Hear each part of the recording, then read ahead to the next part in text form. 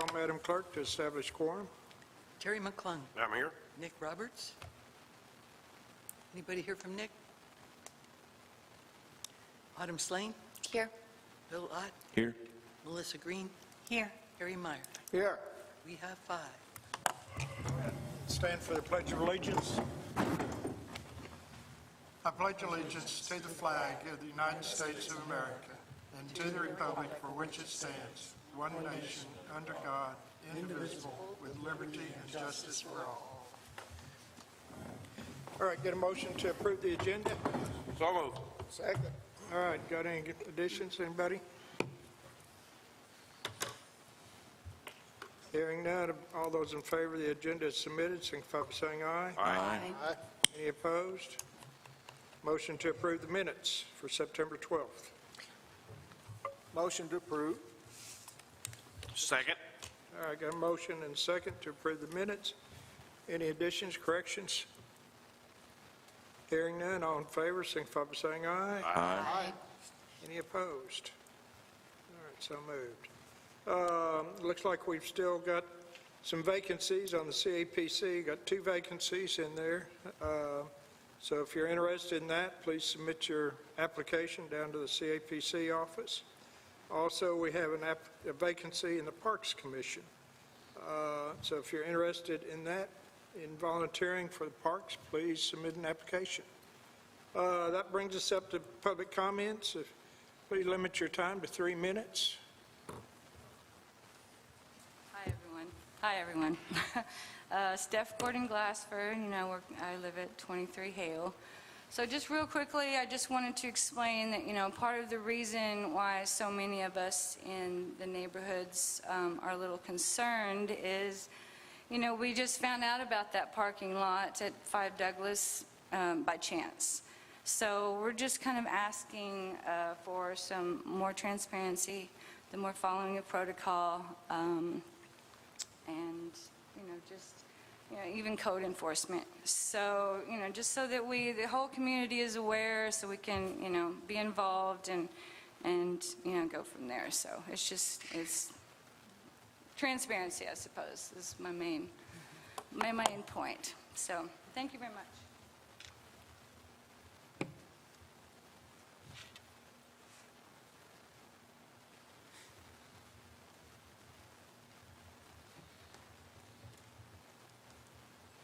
Hello all, David Avanzino, 216 West Van Buren, Eureka Springs. It's interesting that CAPC is on the agenda, or the vacancies were on the agenda. You probably all know I've had my application into the CAPC for almost a year with no review, no discussion, no vote. So there are people that are trying to fill in these vacancies on the CAPC, but they're not even being considered or discussed by the CAPC, to our knowledge. With that being said, to continue on with CAPC, I am really getting tired of writing thousands of dollars every month for our CAPC taxes and not seeing anything done with those tax dollars. I've seen no events promoted by the city. I've seen no events promoted by the CAPC. When they are promoted by CAPC, they're actually photographs from a phone that someone is sending to, I'm assuming, Madison, to post online. There are things that aren't even in Eureka Springs that are being posted on the CAPC website for people to visit. I don't see why we're paying all this money for Paradise when the majority of stakeholders and citizens don't see the results of that money being poured into the CAPC. We have members, employees, and if I'm not mistaken, these employees of CAPC are paid by the city. We have employees that are on social media around town being seen in questionable circumstances and discussions with, I'm going to say, waiters at restaurants and bars. Very inappropriate discussions where these employees are involved on social media, and these people know who this person is, or these people. I just wanted to bring that up to you. If you want to speak to me individually, I don't want to put it on record, but I'll be glad to discuss it. Thank you.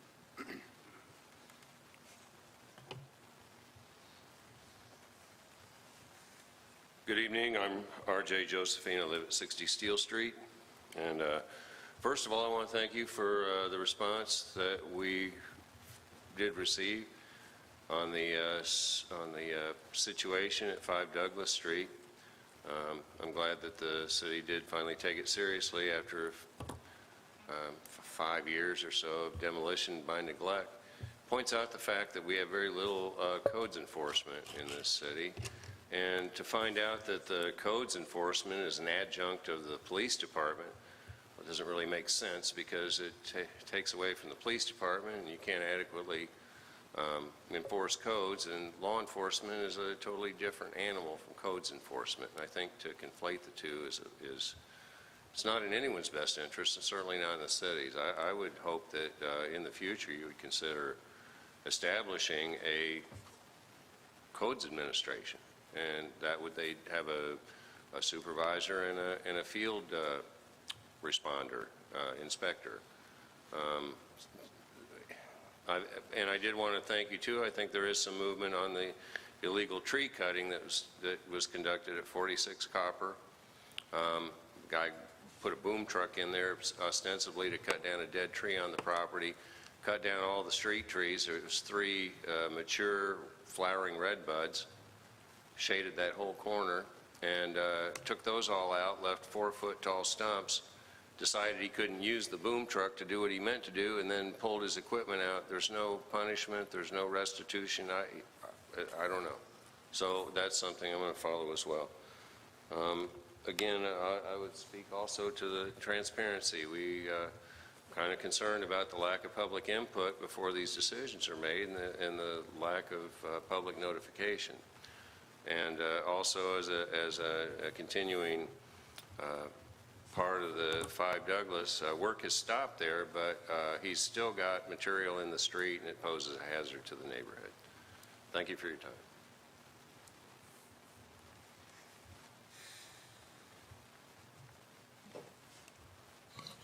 Good evening. I'm Laura Jo Smoley at 17 Pivot Rock, Unit 2. I've got just a couple things I want to cover, all of which I've done before, but good things are worth saying twice. First of all is to continuing, I've been watching at 5 Douglas and went back and looked, and the wall that was taken down was indeed a hand-stacked stone original wall. And I can see where he's brought in gravel. There's a lot of stuff happening there, and I'm very concerned that a stop work order wasn't given, and that we still don't see any action going on that with either HDC or planning if needed.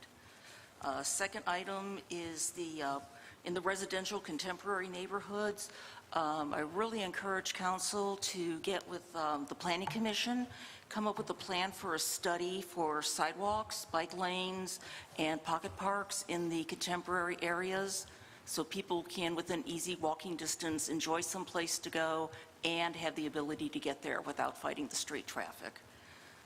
I also encourage, while you're developing your budgets at this time, to find the monies for a full-time building inspector, a real certified one, and change the code enforcement officer maybe to a part-time position, which would leave some monies to pay for a building inspector. And we need to get this worked out. We not only have 6 or 7 homes going up right off of Pivot Rock, but we listened to a gentleman yesterday, last meeting, who wanted to put in a 39-acre, 80-plus unit subdivision. So it's time we have a real building inspector, or we can really have some problems coming up supervising that. And lastly, I encourage you all to pass a ordinance as needed to increase the allowances for the council people, just as you increase the mayors and the city clerk to reasonable salaries. I think too, if we want to keep top quality people, we need to make sure the council people are also compensated appropriately, so they are willingly giving their time to our community members. Thank you.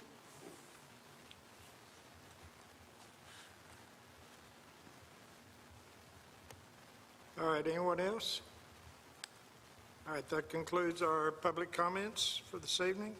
That will bring us up to our unfinished business. Is a motion to discuss I&I fees for irrigation meters. Mr. McClung. Motion to discuss? Second. All right. Mr. McClung, I think you had questioned the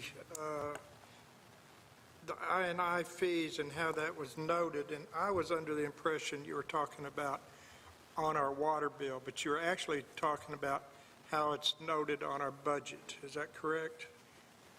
No. No, what I'm suggesting is that on irrigation meters only, that the I&I fee be cut in half because there is no sewer usage. There's no sewage usage on any of it. Well, that's The true. I&I fee is but- only on water usage. But the city conception is that half of that fee goes for water, half of it goes for sewer. That's, And that's why on a standard water bill, you know, it makes sense that it would be the full amount of the I&I fee. But on the irrigation, when no sewer is involved, alleviation of half of that because of its not usage with involving city sewer is the reason for that. Very well,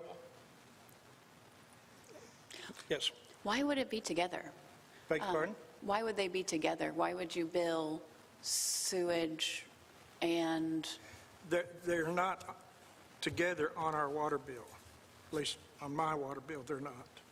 They're that way on the sewer bill. Now, what Mr. McClung was discussing was, of course, there's no water, but going into the sewer on the irrigation, which is correct. But these I&I bill is based on water usage, not on the sewer usage, strictly on water usage. So it doesn't matter whether it's irrigation or your water usage. And it's on our budget where it's split up, and that was because when we established this 4 or 5 years ago, however many years ago it was, at that time our finance director decided that the easiest way to show this was splitting the I&I fee into both 50% into water and 50% into sewer. But that's not necessarily how it's always spent. It can be 100% water or 100% sewer. Our new finance director, Michael, you want to come down? I think I may need your help a little bit here, because he and I have been talking about the confusion that this creates within our budget, how it's listed. But it's strictly based on water usage. And that was the whole premise of setting up the I&I fee, was for water usage, not for sewer. It's strictly water usage, so it didn't matter. And it's to go to help the improvements in infrastructure. Michael? Hi, everybody. Good evening. Yeah, you need to speak up a little bit. I can't. Okay. Good evening, everybody. Okay, so whenever you look at the ordinance and you go back and look at the ordinance that established the I&I fee, the ordinance is the charge is based on the water consumption. Has nothing to do with where the water goes once it gets to the residents, or the business. It's to the consumption of the water. What Lonnie did when he was setting it up, since we have a budget, we have two departments there. We have the water department, and we have the wastewater department. What he did was, you have the I&I fee that comes in on the bill, and then he just split it 50-50 in between water and into wastewater, so that it would just be on the budget items, show revenue for both categories. Then at the end of the month, whenever we've collected all of the I&I fees, what we do is we make a transfer of those two funds back into the I&I account. So then those funds go back into the I&I account together. Then once they get into the I&I account, there is no regulation on that account that says, okay, so 50% came in water, 50% came in wastewater.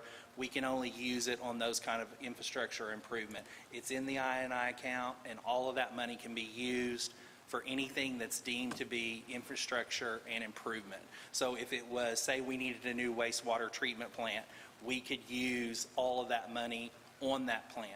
But if we wanted to build a new subdivision or something and we needed to put water lines in, then that could go towards those water lines. So it is an accounting issue. We can change that with our new budget going forward in 2023, where I&I just goes into water if that's the issue, and then go to the I&I account. But it was just an accounting issue of the way he set it up. Mr. McClellan? May I suggest that, this being the case, that maybe a public service announcement be put in the paper or something as an explanation, just reminding people that, we all forget. Like And- yellow bags. Yeah, and to put a reminder in the paper that this is how it was set up and what it's for, and, Sure. so I think that would be a good thing to do. Yeah, that's easy to do. I mean, because it is in for our infrastructure. It was to buy water meters, and our new water meters, to help us also with a new chemical storage building. That's where all the money's going. And so it's not dedicated strictly to one side or the other. Sure. It's strictly how it ended up in our budget that Lonnie set up. It's real easy to see how the interpretation was made and why it was suggested, and so I think, a good explanation will take care of it. Sure, we can do that. Autumn, did you have a question? Well, I do have another question. So when this goes on to our bill, as far as us residents, if I have sewage, like if I have a septic tank, am I still charged for the sewage? No, No, no, just half. just water. Well, just water. Okay, You're not being charged there because there's no sewer on, Okay. on your septic. okay, okay. Thank you. You Okay. can volunteer. Anybody I don't want else? to pay anymore. Mr. You Ryan? mentioned that those funds could be used for any of those projects. Is that the determination made by the department head, the best way to use that? Well, we're limited by ordinance on how it can be used. Okay. So yes, it's within the department head or finance and the office here. So, yeah. Okay. As the department head of finance, we watch that very closely. We have the ordinance, we know what it can be used for. There's been things that, Dwayne has brought and said, hey, can we use I&I money for this? And we're like, no, that doesn't qualify for I&I. Okay. So we are very strict on what that money can be used for. So, and if it was a huge project, it would come before council anyway. That was my question. Yeah. Do any of those have to come before us? Well, some, I mean, if it's the chemical storage building, of course, when we get the final bids in on it, it will come before the council Okay. on there. Yes, sir. Just for curiosity, how's that project coming along? We are meeting next week, or this week, on that project. Yeah. So, Ms. Lane? What makes it required to come before council? Is it a certain Because- dollar amount, or Yeah, the council has to approve all bids over $50,000. over 50? Okay, Yeah. thank you. Construction bids, yeah. All right, anybody else? All right, thank you, Michael. Thank you. All right, that brings us up to our next item of business, is discussion of HDC and Planning Commission procedures. Mr. Meyer? Yes, motion to discuss. Second. All right.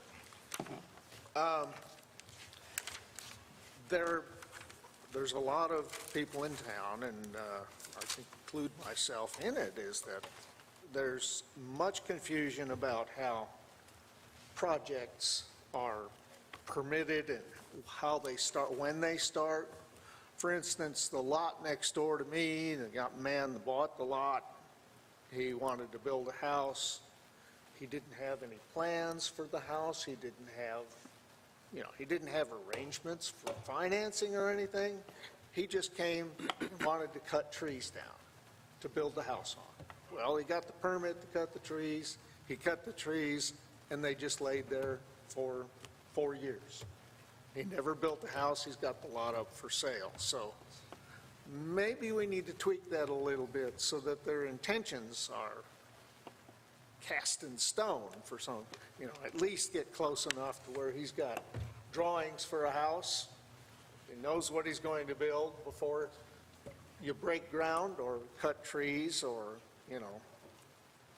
make an entrance. The place up on 37 Council, I didn't know about it. I asked Kylie about it, and because of Stephanie here told me that it had been approved, and I didn't know about that. I hadn't been to the meeting. That's my fault. But the reason I didn't know, and I drive by there five or six times a day, I think, there wasn't a sign. There may have been, she said she put up a sign, and I'm not going to call her a liar for that, but somebody must have taken it down because the sign was gone. There were no stakes in the ground showing the footprint of what they were going to build, and I don't think there's enough room to build what they want to build unless they're going to excavate into the side of the mountain. So, and the 5 Douglas issue. It turns out that there's 1/3 of that space that's owned by Gwen. It was a John Mitchell tax sale purchase. And there's 3 40-foot lots, so let it go. I don't know if he had a permit. There's no permit notifying that he could tear the rock wall down, build a ramp, and I understand why he did that. The wall is tall. You would have to basically tear that house down by hand and throw it into a dumpster, but he didn't do, he'd have to restore it, I would think. But he did all that work and took down the good trees that were on the 3rd lot that he didn't even own, and no tree cut permit, no permit to excavate. He did a lot of excavation. I'm not saying that it's wrong and we shouldn't allow people to do things like this. I'm saying they need permission to do it. And as far as even when you do get a permit, I got a permit to close my carport in. Fine, got the building permit, posted it in the window. It took me a while to do it. My back is sore. I worked a few hours a day. Not one time did the building inspector come by to inspect it. That's how we get things that are built unaccording to the specifications, because we don't seem to have regular inspections or firm enough definition of what's going to be built and what's going to be done. And I can tell you there are a lot of folks here in town that understand what I'm talking about, and we want to do better. On your house, did you have electrical on that? Pardon? Did you have electrical on your house? Electrical? Yeah. No. Plumbing? Garage? Did you have plumbing? No. I just closed in, Well, once you get it closed in, there's no need for an inspection if you're not having electrical or plumbing after you get your permits. You got to inspect to see what I did. I was going to do what I said I was Well, going to do. he may have come by to see what you've done. He doesn't leave a note saying that, I'm not saying he did or he didn't. I'm just saying the only time that you get a note is if you got an electrical permit, HVAC or plumbing. Then they sign off on that. I see. I can't talk about the 37 Council. I don't know about the signage or any of that. What I did do, and I think everybody has here, Douglas, there was no formal application, so there's no notification. We want to be transparent, without a doubt. I want everybody to know what's going on. I think all of us do, HDC and planning both. At that same meeting, there was also another developer who wanted to talk about some work up on East Mountain. Mr. Guston, when he developed a property out on Pivot Rock Road, he approached the Planning Commission prior to doing the work also to make sure that what he's doing is allowable and within the parameters of the Planning Commission. If they say yes, then he can proceed with hiring an engineer, because it is expensive. I think that gentleman up on East Mountain said it was expensive. I forgot how many thousands of dollars he's already spent. I think there's some other issues maybe with Douglas. I don't know about the property owners on that. But that's, again, the notification, there wasn't any reason for notifications on those because there was no formal application. Well, the confusion is that he had already demolished the wall without a permit or anything. I don't know. I think he had the permit. I know he had discussed when he got the demolition permit. Part of that was to remove the wall because you had to remove the wall to get the demolition done. I guess he didn't post the permit. Now, and he will, and part of the requirement is to repair that wall back. Yeah. Now, this was a whole new concept of what he was doing, so I can't speak for that, or the final plans. I think he was at one time planning on building a house there, so, and preparing off-street parking for that house, too. Anyway, yes, Ms. Green. Well, one of the things, are our agendas posted? Yes. Okay. Anybody has the right to petition our government to have a discussion.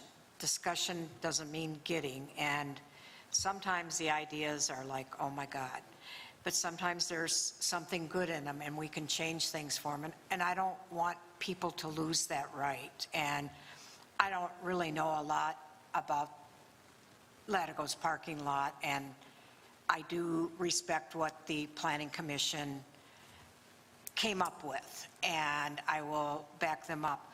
One of the things, and it's kind of a myth that I really want people to understand this, the H2C is only there to approve design concept. They can approve a brick outhouse in the middle of Spring Street, but our codes aren't going to let it. It just means that it is acceptable to the standards and guidelines of the federal government. Doesn't mean there's any code that it can be built. So a lot of times things are approved for the design, but it doesn't mean they're going to be built. And the sign, I did see the sign one time. I don't know if it was up after that, but I agree, a sign should be up the whole time, and the neighborhood should know what's going on. I mean, that's a big part of our process. I know that letters are sent out when it's level 3s, and because I've had to send out letters and I've had to send out certified letters, some of them are to places with lots that they don't even know who these people are. I remember one time I had to send out 22 registered letters and I got 7 back. The rest of them, who knows where they went. So part of that, but I think the biggest thing is that we should always have a posted agenda. It should be easy to find on our website, and people, as a citizen, I have to keep myself informed, but it is important to have that posted so that people do know and that they can come down. Just like I have the right to discuss, they have the right to come down and state their opinions and their dissatisfaction. And I don't want to lose those rights for any of us. They're also published in the newspaper every week. Okay, okay. So Which newspaper? The I think Independent? both of them. Okay. Mr. McClung?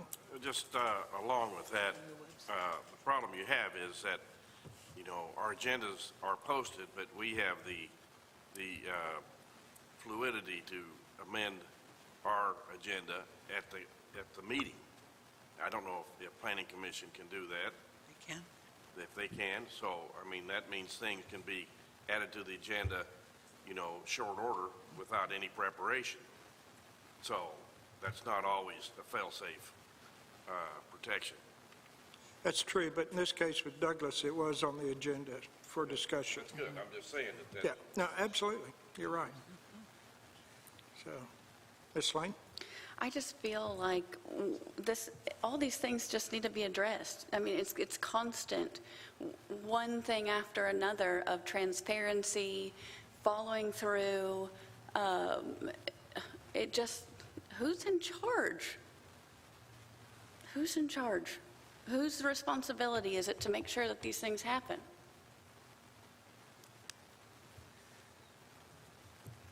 That's all I have to say. Any further discussion? Ms. Green? Well, I agree and understand what Terry's saying, and that's why if it is put on an agenda, there should absolutely be no action taken. And I believe at the next meeting, it should only be up for discussion too, because people do have the right to know what's coming. But as for the transparency, I think there is transparency, especially with HDC and the Planning Commission. I've never felt any untransparency with them.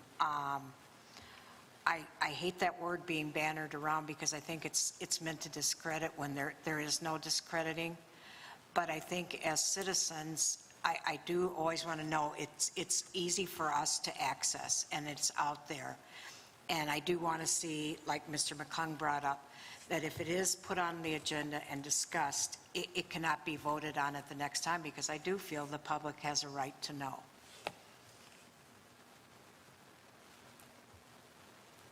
Anything else? Mr. Well, probably the 5 Douglas wouldn't have been a big deal if he hadn't already demolished the site. Had he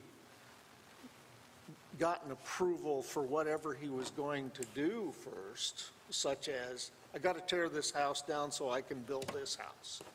So then he's got a plans of a house already approved, and all that would go through a public hearing and blah, blah, blah, before walls were torn down, before the house was torn down, before, there's stuff blocking the street. And that's kind of, like I said, that goes along with the lot next door to my house where the trees were cut down and just left to lay, and then the guy didn't build his house.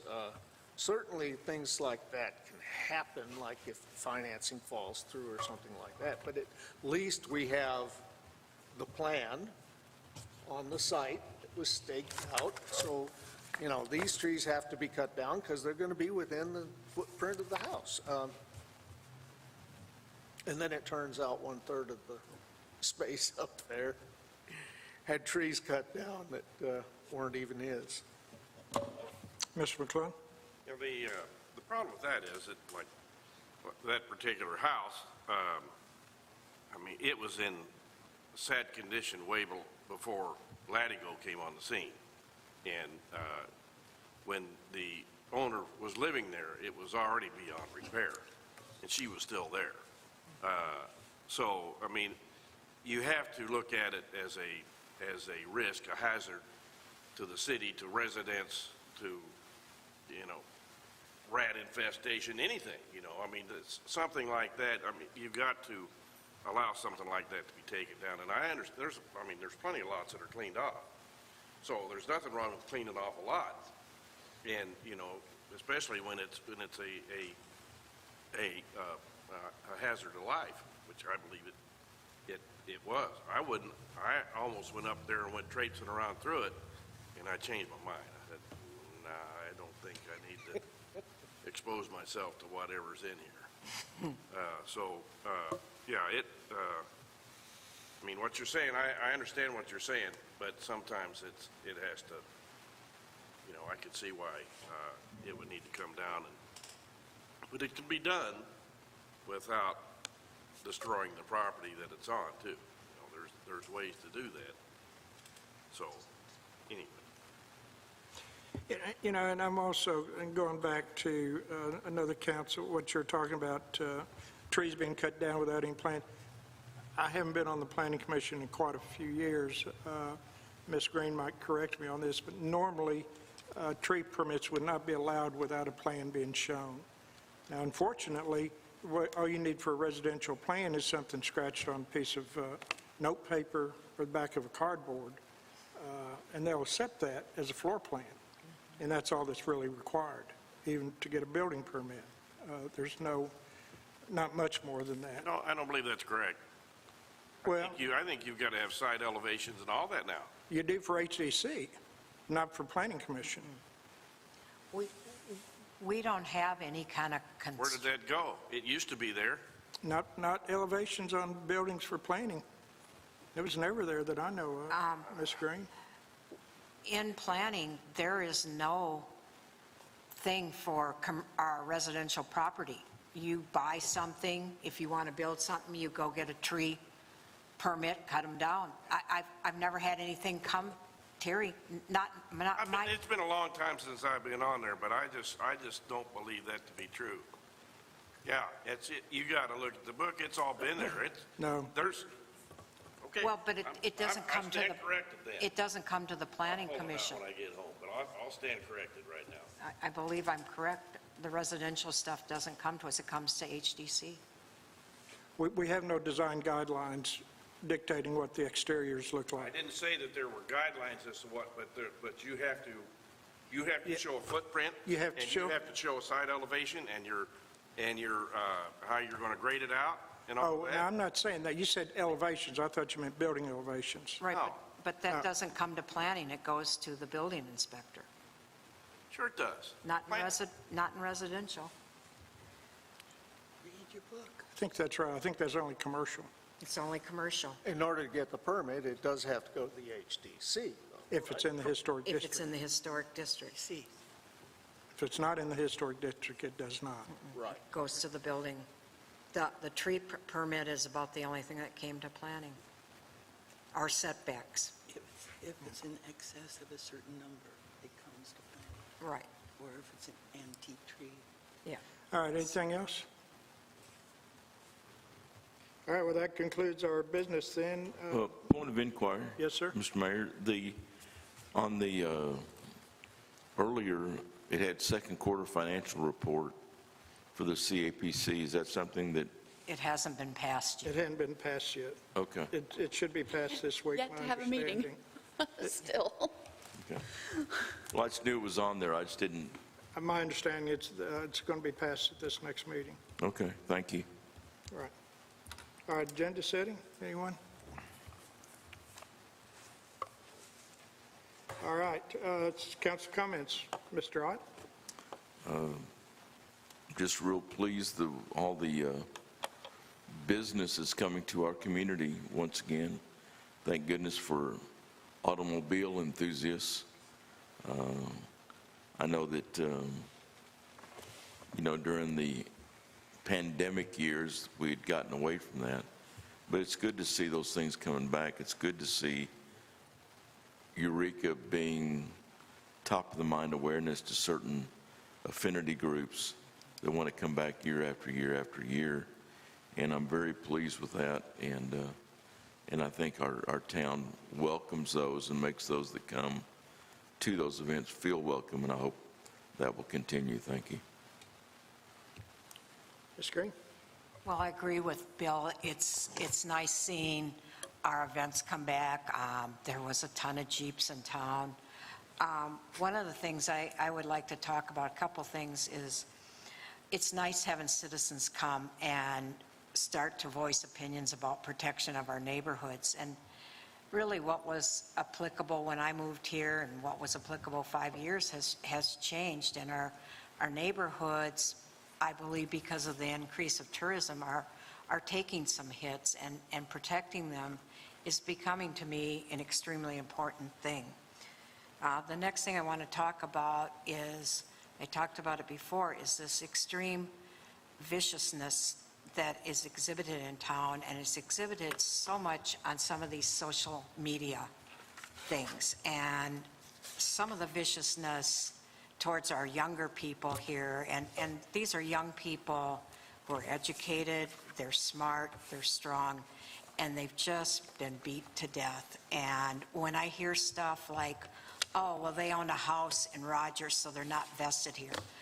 Yeah, they are. They're driving over an hour one way to work to get here, and they're bringing new and different ideas. Or we have a new young woman out there that's going to be our city clerk. I don't want to see her be raked over the coals because she's young.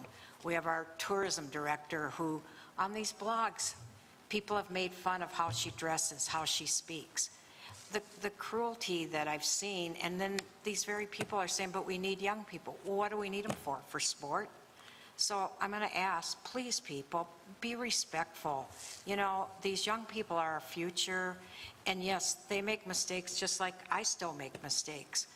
But they are our future, and they deserve to have nurturing and respect.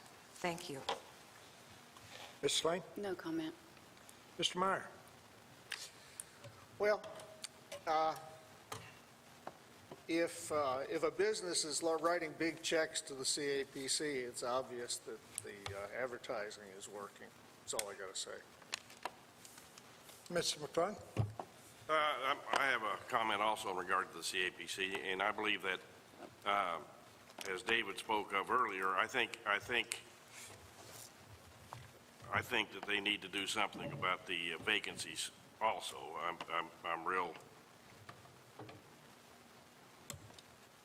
I'm just real unhappy that they haven't made those appointments. Secondly, I think it's important that the tax collectors of the CAPC they have that vested interest in there because it's their business, this is the livelihood of this town here, that they need to be attending those meetings and making their voices heard, you know, and presenting questions and looking for answers or making suggestions, whatever. They need to be involved in that. They used to be. They used to be very active and come to meetings, and we always, you know, kept the tax base informed of what was going on, and I'm sure they probably still do that. I don't know, because I haven't been involved with it for a couple of years. But it's important for the tax collectors to be involved with that taxing authority. It is a separate entity. It's not a city-run commission as such. It's under the protection of the city, but it is independent, and they control those funds. So get involved. Go to the meetings. That's the best way to do anything, is to voice your concerns at that meeting, and that way it can get in the press. That's all. All right. Thank you, Mr. McClung. Yeah, I have to reiterate what Mr. McClung was saying. You know, become active. Go ahead, and if you got questions and comments at the CAPC, go to the CAPC meetings and make them known. The same thing with, and I'm glad to see the people showing up at the Planning Commission or the HDC and talking about that. We've had some good comments recently on planning regarding parking, and I think we're getting ready to see some an ordinance come before the council that came out of the Planning Commission, and the ordinance from the parking committees that we had. So it does, your voice is important, and we do take it serious, and I think the commission's taking them serious too. But we have to get involved. If we're not involved, then we really can't do much about it. And speaking of which, I do want to make a note too, you know, the Jeep Parade that we had last week, I believe, was a record setter. I don't think anybody realized how successful that parade was going to be. I think last year we had 400 Jeeps total, and I think this year we probably had over 1,000, which caused the good news, bad news. You know, it filled a lot of motels, hotels, a lot of restaurants. But the bad news was that also we had no idea what was going to come out of this parade. And we are, and I have met with the organizers of that parade, along with the chief of police and fire chief, to come up with some recommendations on how to handle the traffic for next year, because I think they're anticipating next year to be even more Jeeps in town than they have this year. So this is liable to be even larger than one of our largest car parades we have, which is pretty amazing. Didn't realize Jeeps were that popular around, but obviously they are. But I also want to note, too, that we had a lot of calls in because concerned about the candies being left on the streets, especially on our Sunday mornings when our normal street sweeper comes through and cleans up the streets. Unfortunately, he was sick and wasn't able to get out there, and so we had a lot of candy being left on the streets, and it looked pretty bad. And they're back on schedule again, so we shouldn't have problems with that again on this Sunday. So we're trying to take care of that, and we're also getting somebody else trained on how to drive that street sweeper, so we can have some redundancy. So in case somebody does get sick, we'll have somebody else to take care of it. Also, speaking of Corvettes, Corvettes coming back into town Saturday, October the 1st at 6:30. There'll be a Corvette Club 32nd annual show in Eureka Springs. So come on out. They'll probably have a big show up at the, Pine Mountain. where? Pine Mountain, isn't it? Pine Mountain. Yeah, I think it will be back in Pine Mountain.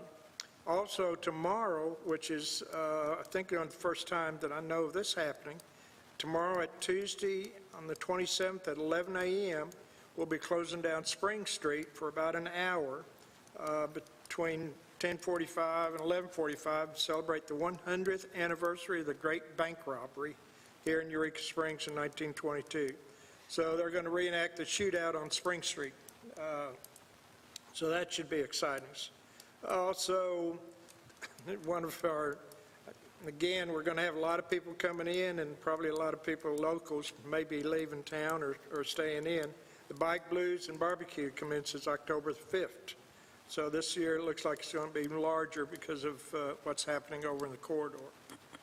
I also want to make note, too, because there were some comments about code enforcement and building inspector. Our building inspector is retiring the end of this year, and I'm in the process now of rewriting the job description of the building inspector code enforcement. And also at the same time, as many of you may know or may not know, Kylie has submitted her resignation, and she's going to be leaving in October this month. So we're going to be looking for a new historic district planning administrator. So if anybody's out there and knows anybody who'd qualified for either of those positions, please call me and let me know. I haven't gotten the job application, the requirements on the building inspector, the code enforcement officer completed yet, but at least let me know and we'll get it to you as soon as we get it completed. So other than that, I'll take a motion to... Mr. Mayor? Yes, sir. You didn't mention about the meeting tomorrow night? Isn't that tomorrow night? Or no, it's next week, isn't it? What meeting? When you got the person from the state? Oh, that is next week, 6 o'clock, I believe. We got the person coming in from, Is that the 3rd? I think it's October the 3rd, yes. That'll be Monday. Yeah, Monday right before, I think there's another meeting on Mondays, but I think it's going to be at 5 o'clock if I'm not mistaken. And she is our, I want to say Nancy, and I can't remember her last name. She is the new outdoor director for the state of Arkansas. And she'll be coming in and talking about outdoor businesses and enterprises. And so we're going to be having some other people come in, and I think that's at 5 o'clock next Monday on the 3rd. Let me double check that. Here? Here? Here in the auditorium, yep. So, don't want to...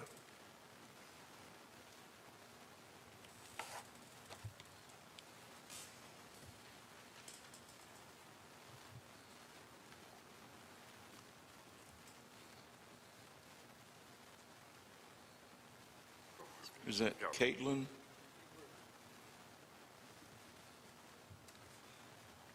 Well, we'll be putting out another announcement on that. I don't have it on there. I may be way ahead, but I was thinking it was coming up during this, in the next 2 weeks, this week. I think we changed that again, but we'll be putting out okay. another That'd be notice on that. I think she had to postpone it, so we'll be getting a new notice out to everybody that's on that and putting out in the newspaper, too. So, thank you, Mr. McClung, for reminding me of it. So, otherwise, I'll take a motion to adjourn. So move. Second. Second. All right, all in favor, signify by saying aye. Aye. I guess we were having too much fun. And now that the meeting's over, it's October 3rd, 6 PM. I think it got